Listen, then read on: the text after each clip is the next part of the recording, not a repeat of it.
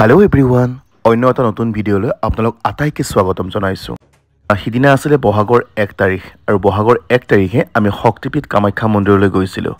আৰু সিদিনাখন যেহেতু বাসন্তী পূজা আৰম্ভ হৈছিল, তাৰ মানে বাসন্তী পূজাৰ নৱৰাত্ৰি চলি আছিল, সেইটো কাৰণে কামাখ্যা মন্দিৰত যথেষ্ট ভক্তৰ ভিৰ হৈছিল।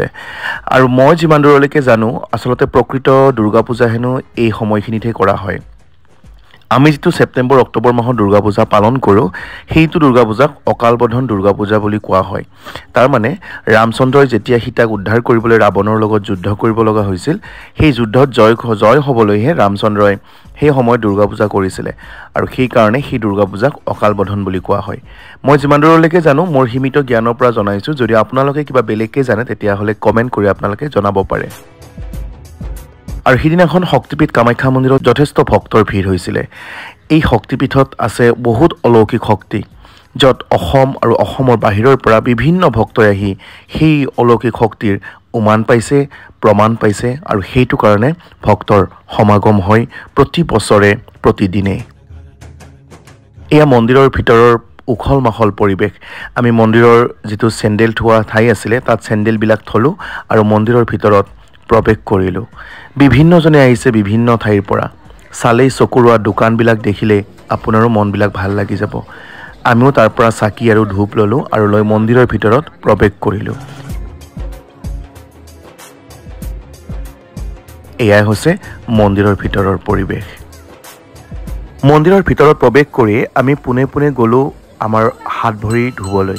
আৰু য'ত হাত ভৰি ধোৱা পুখুৰীটো আছিলে, তাৰ পাৰতে আছে এটি গণেশ মন্দিৰ। এই গণেশ মন্দিৰত প্ৰথমতে হাত ভৰি ধুই সেৱা কৰিলো। আৰু এই যে পৰিৱেশটো দেখিছে, ইমান ধুনীয়া পৰিৱেশ, আৰু দেখিবলৈ যিমান ধুনীয়া, তাত গৈও আপোনাৰ ইমানেই ধুনীয়া লাগে। খুব শান্ত সৌম্য এক পৰিৱেশ। তাত কিছু সময় বহিলে আপোনাৰ মনটো সঁচাকৈ প্ৰশান্তিৰে ভৰি পৰিব। তাৰ পৰা আমি হাত মুখ ধুই ওলাই আহিলো আৰু বাহিৰত দেখিলো, বাহিৰৰ পৰা অহা কিছুমান ভক্তই নাম প্ৰসংগ কৰি আছে।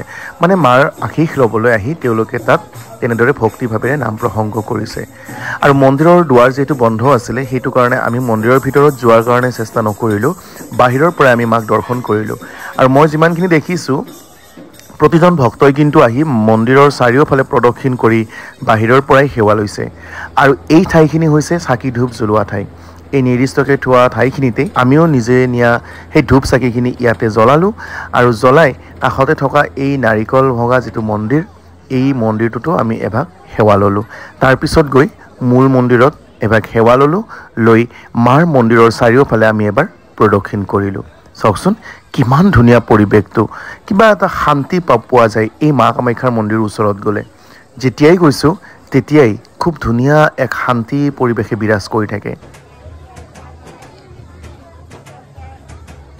আৰু এই যে মই ঠাইখিনি আপোনালোকক প্ৰথমতে দেখুৱাইছিলোঁ, এই ঠাইখিনিত আমিও সেৱা সৎকাৰ কৰি বহুত সময় ঠাইখিনিত বহিলোঁ। কিবা এটা ভাল লাগি গ'ল মনটো। আৰু তাৰ পৰা তেনেদৰে আমি মন্দিৰৰ পৰা উভতি আহিলোঁ। মন্দিৰৰ পৰা উভতি আহি আমি আকৌ সিদিনাখন এই যে ভৰলুৰ পৰা নতুনকৈ মাছখোৱালৈ এখন ব্ৰিজ নতুনকৈ উদ্বোধন কৰিছিলে, সেই ব্ৰিজখনত কেতিয়াও যোৱা হোৱা নাছিলে। কিন্তু সিদিনাখন সৌভাগ্যক্ৰমে আমি যেতিয়া ভৰলুৰ পৰা আহিছিলোঁ, মানে কামাখ্যা মন্দিৰৰ পৰা, তেতিয়া আমি সেই ব্ৰিজখনেৰে আহি আমি মাছখোৱা পাইছিলোঁ। চাওকচোন কি ভাল লাগিছে ব্ৰিজখনত। আৰু এই ব্ৰিজখন যেতিয়া সম্পূৰ্ণ হৈ উঠিব তেতিয়াতো আৰু ভাল লাগিব। আজিৰ ভিডিঅ'টো ইমানতে শেষ কৰিছোঁ। আশা কৰিছোঁ ভিডিঅ'টো চাই আপোনালোকে ভাল পালে। ভিডিঅ'টো চাই যদি ভাল পাইছে তেতিয়াহ'লে লাইক, কমেণ্ট, শ্বেয়াৰ কৰিব। ফেচবুকত চালে ফ'ল' কৰিব, ইউটিউবত চালে ছাবস্ক্ৰাইব কৰিব।